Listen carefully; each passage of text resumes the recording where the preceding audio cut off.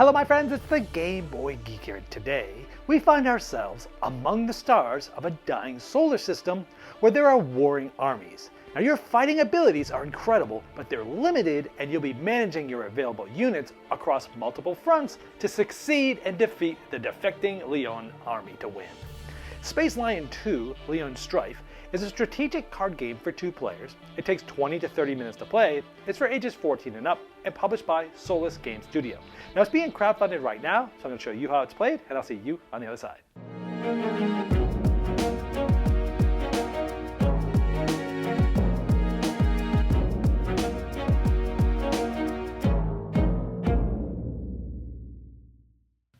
This is a crowdfunding preview, so all the art and components you see here are prototypes, they're not final. To see the most up-to-date art and components, check the link in the description of this video.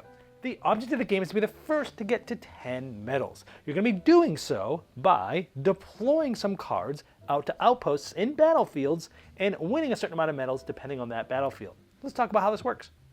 Each player starts with an identical deck of 7 cards. Now these cards are going to have a certain amount of strength, which is how much strength they'll put towards the battlefield that they're in, but they also will have some abilities that we'll talk about a little bit later. Now all of these start at level 1 if you see here, but over the course of the game you're going to be promoting cards up to level 2 or 3. Each of the cards have 2 other levels, levels 2 and 3, that you'll be able to promote to in order to give yourself better abilities.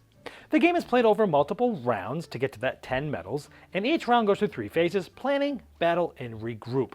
Now one player is going to start with the priority token, and this is then going to be the one that takes the first turn of the round and chooses the first battle to resolve and things like that. Now each player has 3 outposts. Now normally these would be facing us, and those would be facing the other player that would be sitting across from us, but I'm going to be showing all the cards in the outposts facing us, so it's easier for you to read from the camera view. Now these outposts are basically, we're going to be deploying cards into the battlefields, and we'll show you how this works.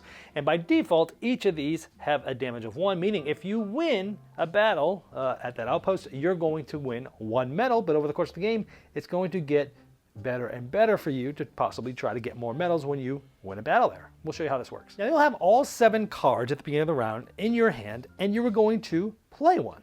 Now there's a couple different places you can play them. One is out to one of these battlefields next to the outpost. And I'll either put it face down, so they don't know what it is, or I can deploy it face up if it has a lead effect here. Like this says deploy 2 marine tokens here. These are some marine tokens here. So right now, strength is 2, 3, 4. I have 4 strength in this battlefield. And the object is to have more strength than the other player at the end of the round, as many battlefields as you can. Now another place you could play a card instead of one of the battlefields is in your base. This is just right in front of you. You put them face up, and some of the effects have base effects, like reveal a face down enemy unit, or deploy 3 marine tokens. And players will just go back and forth playing cards, and once all the cards have been played, then you go to the next phase, which is the battle phase. Now the player that had that priority token is going to decide which battle happens first. So let's say it's us and we say we want to do this one first. Well then, players would flip over the cards.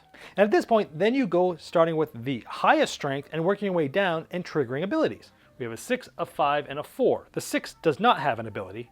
The 5 was a lead ability that was chosen not to be taken by this player. And the 4 is a battle one. If your opponent controls more units than you do here, this unit gains 1 strength. Well, that's not true, so that doesn't trigger here. So we add up the strength. It's 10 to 5. And so this player is going to win the battle. They're going to win 1 medal, but then this is going to increase. So now next round, if this battlefield is won, then this player would win 2 medals and so on and so forth. So as you win in certain areas, it's going to make that area more advantageous for you to win later as well. So then the other player, not the one with the priority token, will say which battle goes next. And let's say they select this one. And at first glance, once we flip the cards over, we have a total of 4, 7, 9, 10, 11, versus 5, 6, 7, 8. So 11 to 8. So by default, this one is sort of winning right now, but let's look at some of the abilities, starting with the highest strength card and going down. In this case, the highest battle ability is this one. It says if your opponent controls more units than you do here, this one gains 1 strength. That also is not true here. This one says, send a card from your base to your upgrade area.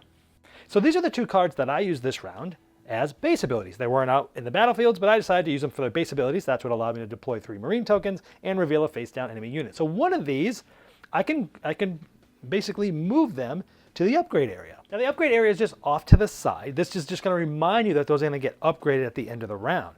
And upgrading is cool because this is the level 1 cards that I had in my base. I get to select one of these to go to that area, then at the end of the round, I'm going to be able to upgrade those from a level 1 to a level 2 of the same strength card.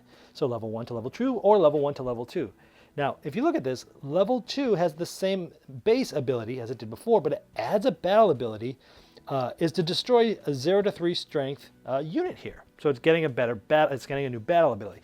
Where this one, actually, both of them changed. This now would have a lead ability, which is reveal a face down enemy unit, or it has a better base ability, which is choose a face down enemy unit, guess its strength, reveal it. If you guess correctly, send it to its base.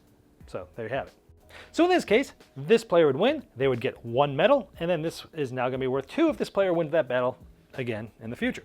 And at this point, we're going to resolve the last battle, flipping over the cards. We have a 6-0 and a 2-3-4. So right now it's like 6-4, but we'll look at the abilities.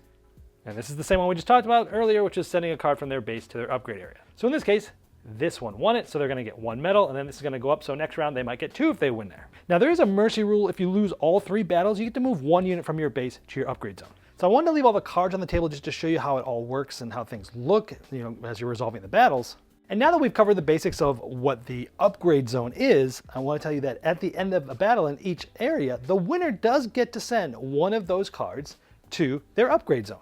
So we won this one, we could send one of these to the upgrade zone. So again, we're going to go look at those level 2 abilities and see which one we want. Do we want the battle ability on this war hero to then have this unit gain 2 strength if your opponent controls more units, and additionally get a lead ability where if your opponent controls more units, you get to damage the enemy outpost there, which essentially is moving how many medals that's worth more for you? Or do you want to upgrade the captain to level 2, which has a lead ability that allows your other units here not being able to be destroyed? Now again, the winner of each battlefield is making this choice right after that battle is completely resolved. So in this case, I decided to go from level 1 to level 2 for the captain and the level 1 to level 2 for the officer. So these cards, the level 2s, are now going to go back into my hand and be for next round, and the level 1s are essentially going to go out of the game. And then you'll play another round. Then you're always going to have 7 cards in your hand, but over the course of the game, they're going to be going to level 2s and 3s and such. For example, from a level 2 to a level 3 captain, it keeps the same lead effect, but now has a battle effect where you destroy the weakest enemy unit there. You get to choose on the tie. Or a base effect, which is damage all enemy outposts, which is huge because that's making all of them more advantageous and having more medals when you win a battle there. Where the officer adds a new lead ability, which is marine tokens here gain +1 strength. The battle ability, that basically stays the same. And the base is also the same, where you deploy 3 marine tokens. Now let's give you one more example, a little bit more deeper of a battle here. Like right now, this is at 7, 8, 9, 10 versus 9. However, this level 2 officer has the higher battle ability because there are 3. The other player has a 2 battle ability. This one says destroy a 0 to 3 strength unit. Well, this one is 0 to 3, and they want to destroy this one because if they didn't, this one allows it to sort of move. And this is a level 3 Marine, so this one actually moves. It also can remove the Marine tokens as well. So they can, if they know they're going to lose a certain thing, battle, they can move to somewhere else where they can help themselves. And so they're going to destroy this one, now allowing it to be, right now they have 8 versus 9. So this player is going to win. They're going to get the 2 medals, and then this is going to increase for next time. Now, if it's a tie, no one wins that, but both outposts gain damage. I also want to show you that some of the units, like this mech, for elite ability gets charge tokens, and you end up having to spend those charge tokens to operate the level 2 and 3 abilities. And in the regroup phase, you're going to check to see if anybody has 10 or more medals. If so, they win. If more than one player has more than 10, then whoever has the most wins. If they both have more than 10 and they're tied, then they share the victory. Well, there you have Space Lion 2, Leon Strife, and as I showed in the overview, it's a race to 10 medals as you're making excruciating decisions on which battlefields to deploy to, when to use the right card effects, and what cards to upgrade to. Now, if you'd like to see all the most up-to-date art and components and all the different pledge levels available, you can click the link directly below me right in the description of this video. Now, that's going to take you directly to the crowdfunding project page, and I'm sure that Solus Game Studio would love your support.